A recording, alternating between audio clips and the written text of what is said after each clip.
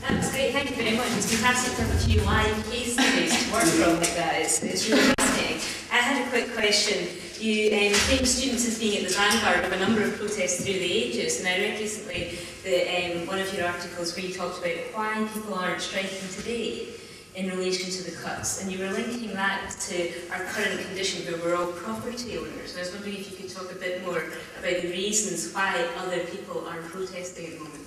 Yeah, well, as I said, the reason students tend to be the weather vane and tend to be in advance of society as a whole, or popular movements as a whole, is because they're not invested in the system and they don't have mortgages and families, and therefore it's easier for them to move, and they are more intellectually adaptable and flexible and more open to new ideas, and these things are self-evident. As far as looking at the situation here, I think there will be very wide popular protests and actions against the impact of the public spending cuts. And we've seen them abroad. We've seen them in Portugal. I was in Portugal 2 weeks ago, and these are huge demonstrations. Massive numbers of people from all political backgrounds and social backgrounds going out in the streets in Lisbon. And to say, look, we're not going to accept the banker's solution here. We're not going to accept endless financial cuts. We've seen that in Dublin as well. There have been a lot of people, very large public demonstrations there against what's being imposed on the Irish. As I'm sure you know, they instituted a crash program of public spending cuts 2 years ago, and that's actually only made the situation worse. So their deficit is growing and their debt is growing simply as a result of these deflationary actions. So people will be coming out as a result, but they haven't experienced it quite yet. For most people, the political and economic crisis is an abstraction, and there is a great resistance to public sector strikes in particular, and this is quite a wide question here, but it's to do with the way in which, if you like, the working class is divided between people who work for the public sector and people who work for the private sector, and public sector workers are perceived to be relatively privileged at the moment because they have secure jobs, because their pay has been rising, in fact, in the course of the financial squeeze so far, and also because they have things like final salary pensions, which are almost non-existent now in the private sector. So there's a big division there, and that's going to, I think, that's going to impede the attempts by trade unions like Unite to mount political campaigns against the cuts, because they're seen as a relatively privileged group of workers fighting to maintain their privileges. And that's a big problem for those who are trying to mount a wider popular resistance to what's happening. But I think that will become eroded as the impact of the cuts hits home and people in the public sector lose their jobs and they find themselves again in the same sort of circumstances. And then I think we'll see quite a widespread reaction. Yes. Hi. Hi. Thanks for engaging, humorous presentation. Some have been very optimistic to claim that the financial crisis opened the possibility of the middle classes joining forces with the proletariat when forced to move out of their houses and so forth. Do you see roots for this kind of deep solidarity, or do you think that the current financial crisis is yet another moment of capitalism trying to adjust and to a new situation and increase control? That's a very good question, because you remember a lot of people said that this recession was actually a white-collar recession that was going to hit middle-class people first, that it would hit them in terms of house prices, in terms of their mortgages, and also in terms of the spending cuts, which would lose a lot of middle-class people their jobs. And that hasn't happened. I mean, it's the people who have been most damaged by the financial crash and its consequences have been the people around Glasgow who are never responsible for it at all. Through in Edinburgh, where I've just come from this morning, it's never been more prosperous. There's never, I mean, house prices have continued to rise through the recession. Even though Edinburgh was almost the world epicenter, or one of the epicenters of the financial crash, because the Royal Bank of Scotland and HBOS, two of the biggest banks in the world, were hugely instrumental in nearly bringing down the financial system. But there's been almost no penalty there at all. And that's partly because, well, the powers that be are aware of this. They know that if lots of white middle-class people lose their homes, they're going to go out and they're going to cause trouble. So they've slashed interest rates to zero, so a lot of people who might have had trouble with their mortgages are now paying very much less. I mean, a friend of mine said that it was astonishing. His mortgage was £1,500 a month, and it had been cut to £700. He said it was like having another job. You know? And therefore, you know, there's a lot of people who are not doing too badly out of this. Also, there's been a huge amount of public money which has been, you know, thrown at the banks, and of course we all know what's happened there. It's gone straight into bonuses, and they've started paying themselves extravagant salaries. So the way in which the initial response to the crisis was, you know, was to ensure, if you like, the class solidarity of the white-collar middle classes to a large extent. I mean, I think that will break down, but, you know, they are not the ones who are going to suffer. It's the people through here who are going to suffer. And that's always been the case. And it's very unfortunate this is happening at a time when the only instruments of defence these people have, the trade unions, are in a very bad way. I mean, trade union membership is less than half what it was in 1979, for example. And it's very difficult to get people organised because the kind of jobs they're doing are very difficult for people to be organised in. So, you know, they're going to be hit first. I think there will be problems for the middle classes, but that'll be down the road. Yes, I wanted to ask about, as a manifestation of protest which didn't have the desired effect was against the Gulf War, and what happened there, why didn't that have the desired effect, what's the difference?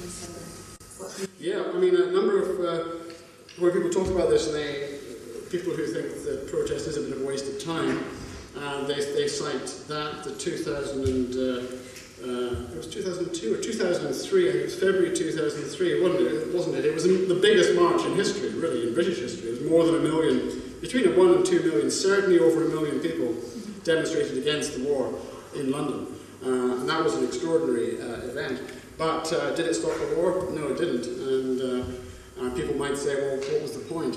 Similarly, in 2005, we had 250,000 people encircling Edinburgh, all dressed in white, targeting the G8 and trying to get some action on the debt of developing countries. And again, people say, well, it was just a sort of a moral spasm, an emotional spasm. It didn't really do anything. It made people feel a bit better because they've been out walking around, but it didn't have any political impact. But I think it's you know, it doesn't have as direct an impact, perhaps, as the poll tax riots or the students' intifada. But I think it did have a great moral impact, and I think to see what subsequently happened, I think it certainly had an effect on the Labour Party, and it certainly undermined Tony Blair's personal credibility for good and all. And I think when history is written, that march will be seen as a turning point when Tony Blair his policy was seriously undermined. But it was very difficult to translate that into action, partly because Britain wasn't really leading the military invasion. It was American-led. We were just along for the ride, essentially. Very difficult to measure change, indeed. I mean, I think it is possible.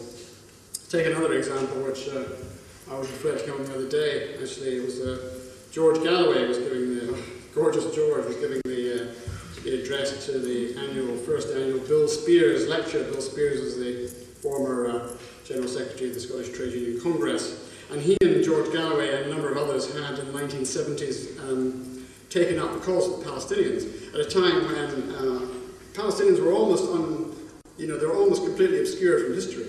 At that time, Israel had, if you like, had the moral commanded the moral high ground, and the Palestinians were seen as insignificant. They took that campaign up, and over the years it has transformed the situation to the extent that, while the situation is not much better for the Palestinians individually, it is certainly they are seen as their position, their crisis, if you like, is seen as a worldwide crisis, because there can be no resolution of the situation in the Middle East, or indeed if you like, the clash of civilizations between the Muslim world and the nominally Christian world, unless the Palestinians there is a solution found to the Palestinian problem. And the argument, I think that it's true, is that that would not have happened had it not been for the way in which their cause was elevated into the stage of public recognition by a lot of actions, including things that seemed strange at the time, like when Dundee twinned itself with Nablus, and this was regarded with complete astonishment by the Scottish media because they didn't know where Nablus was. But they had to ask the questions, and that really did the Palestinian cause some good. So it's very difficult to measure. I don't know how you'd ever measure that, because the Palestinians are probably individually in as bad a situation as they've ever been. But certainly the protest has been effective. Protests, as we're talking about it here, street protest, I mean, that is obviously doesn't preclude other forms of resistance to the political establishment or other means of promoting a cause or rectifying, addressing an injustice. Can be done very effectively through the courts, as we've seen in the past with the Birmingham 6, the Guildford 4, which was essentially some very effective legal minds were applied to that problem, and it proved extremely effective. Of course now, I mean, going out to the streets with placards is a bit of an archaic form of protest, quite a cliched form of protest, and I remember one of the students were very conscious of this. A lot of their banners reflected it because they were ironic, they were jokes, and there's one who carrying a placard which just said "angry sign!" exclamation mark. So I thought it was quite funny, quite a nice comment on what they were doing. And of course, with the with new media, social, the interweb, as the former Prime Minister used to call it, there are lots of other ways in which people can associate and form movements. But I think the very instant nature of Facebook campaigns, for example, it's not quite the same. There's an inauthenticity about it unless people actually are doing something kind of together, and that does really have a psychological dimension to it, which is very important. As I say, it's questionable because you're unleashing forces there which aren't necessarily positive ones. And of course, the students have been everywhere they've gone. There have been small anarchist groups riding on their backs, and they weren't hard to identify. I mean, they're guys. They all wore black. They had big boots. They had black hoods, face masks, and they were carrying crash helmets and a big stick. So it wasn't too difficult to identify who was out for trouble, and of course they caused the initial trouble. Students have been debating this, as have people in the past, about the limits of violent action. Because as I was kind of suggesting, the government in 1990 really only took the poll tax seriously after there had been a riot in London. There had been endless marches in Scotland, huge marches, which had gone off peacefully and had been largely ignored. And that is a problem. That's a way to get attention from the media, because then there'll be these dramatic images of people smashing windows and breaking glass and such like. And while these weren't initiated by the students certainly piled in afterwards, and there's no doubt about this. They all went into Millbank just because they wanted to see what was going on. And then they thought, well, why not just occupy the Tory party offices? And why not?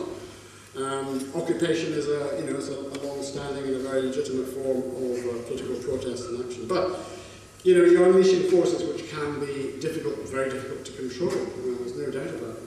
However, I still think that it is the most direct way in which people can express their opposition to an injustice is through some form of political protest action.